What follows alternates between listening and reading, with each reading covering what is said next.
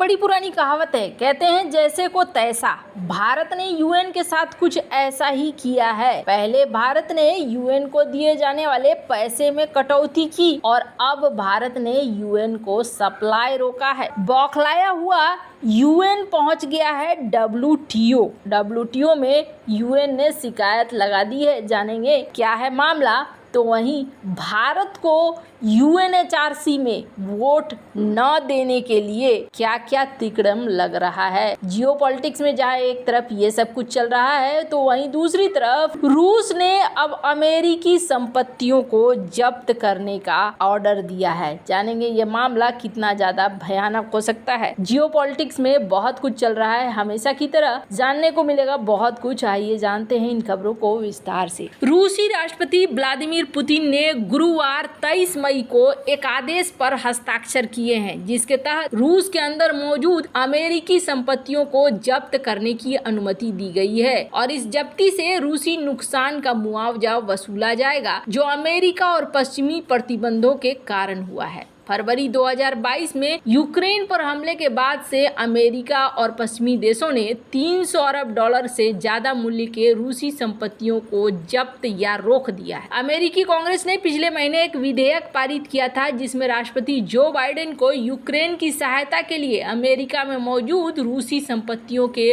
उपयोग का अधिकार दिया गया था। अमेरिकी कार्रवाई के जवाब में मॉस्को ने कई विदेशी निवेशकों की परिसंपत्तियों को विशेष खातों में स्थानांतरित कर दिया है और इन संपत्तियों को क्रेमलिन की मंजूरी के बिना रूस से बाहर नहीं भेजा जा सकता है। गुरुवार के आदेश से प्रतिबंधों से प्रभावित रूसी कंपनियों, संगठनों और व्यक्तियों को रूसी सरकार से मुआवजा के लिए आवेदन का अधिकार मिल जाएगा। आयोग को निर्देश दिया गया है कि वो इस बात को निर्धारित करे कि रूसी धारक किसी प्रकार अमेरिका में रोकी गई संपत्तियों को मुआवजे के रूप में अमेरिकी संपत्तियों को जब्त करने की मांग कर सकते हैं। ये मुआवजा रूस में स्थित अमेरिकी मालिकाना वाली संपत्तियां जैसे रियल एस्टेट कंपनियां, बैंक खाते, शेयर, इन सब को जब्त किया गया है। यूक्रेन पर रूसी हमले के बाद कई पश्चिमी कंपनियां रूस छोड़कर जा चुकी हैं। जो कंपनियां बची हुई हैं या जिन्होंने रूस में मौजूद अपने व्यवसायों की बिक्री को अंतिम रूप नहीं दिया है, उनकी संपत्ति जब्त होने का खतरा हो सकता है। मॉस्को और पश्चिमी देशों ने संपत्तियों को जब्त करने के मामले में एक दूसरे के ऊपर आरोप लगाए हैं। पिछले 2 सालों में रूस ने पश्चिम के मालिकाना वाले कई कंपनियों को सरकार के अस्थायी नियंत्रण में ले लिया है। मॉस्को ने रूस में मौजूद उन देशों की संपत्तियों को जब्त करने की धमकी दी है जिन्हें वो यूक्रेन की मदद करने वाला मानता है। पिछले साल पुतिन ने दिग्गज जर्मन ऊर्जा कंपनी यूनिपर और फिनलैंड के फोर्टम के रूसी डिवीजन के अस्थायी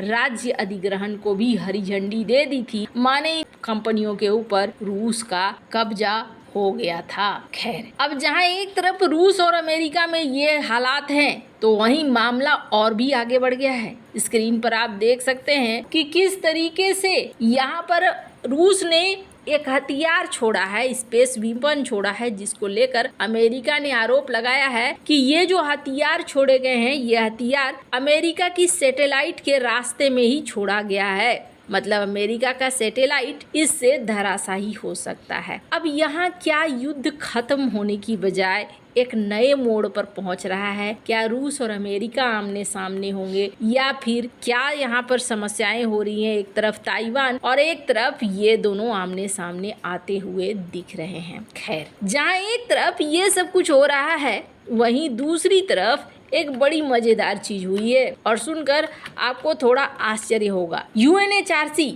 यानी कि यूएन का मानव अधिकार संगठन क्या हो अगर ये कहा जाए कि मानव अधिकार संगठन में भारत को वोटिंग करने का अधिकार नहीं मिलेगा। एक बार को आपको झटका लगेगा, ऐसा कैसे? लेकिन ऐसा है। ऐसा इसलिए है क्योंकि ये लगातार दूसरा साल है जब भारत को बाहर कर दिया गया है यूएन के एक खास यूनिट से और उस यूनिट का नाम है NHRC और यहाँ पर यूएन ने अपना डबल स्टैंडर्ड दिखाया है और इस डबल स्टैंडर्ड के तहत यहाँ पर न्यूजीलैंड को, साउथ अफ्रीका के प्रतिनिधि को, होंडुरस के प्रतिनिधि को, ग्रीस के प्रतिनिधि को 1 मई को मान्यता दिया गया और कहा गया कि ठीक है, इनकी एंट्री कंफर्म। लेकिन NHRC में भारत की एंट्री को कंफर्म नहीं दिया गया है। वैसे 2017 में भी ऐसा ही हुआ था। एक संस्था है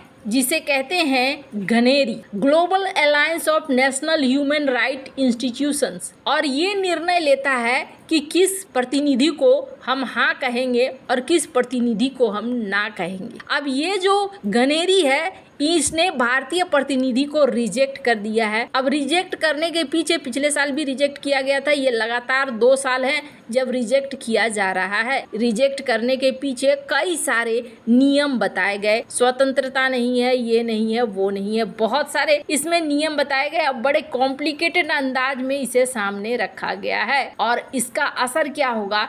इसका सबसे बड़ा असर ये होगा कि UNHRC में भारत को वोटिंग करने का अधिकार नहीं रहेगा और ये भारत के लिए बड़ा ही अजीब परिस्थिति है। भारत यहाँ तक कि UN को सबसे ज्यादा मदद पहुंचाता है, भारत की सेना है UN में, भारत अच्छा खासा मदद भी देता है UN को और UN में फंडिंग भी भारत अच्छी करता है। फिर अगर भारत को ही मानव अधिकार जैसे संगठनों में हिस्सा लेने का हक न हो तो फिर तो कहना मुश्किल है। हालांकि भारत ने अब कदम बढ़ा दिया है। आपको याद होगा, स्क्रीन पर एक आर्टिकल देख सकते हैं, अगर याद नहीं है तो भारत ने अब UN को दिए जाने वाले पैसे में सबसे पहले कटौती की कि हम अब उतना ज्यादा बजट नहीं देने वाले हैं, हम पैसा नहीं देने वाले हैं। दूसरी कटौती कहा जा रहा है कि भारत जल्दी ही UN के पीस कीपिंग फोर्स में करने वाला है, यानी भारत अपने सेना में भी कटौती करेगा। लेकिन अभी तक आपने नहीं सोचा होगा कि भारत के वजह से UN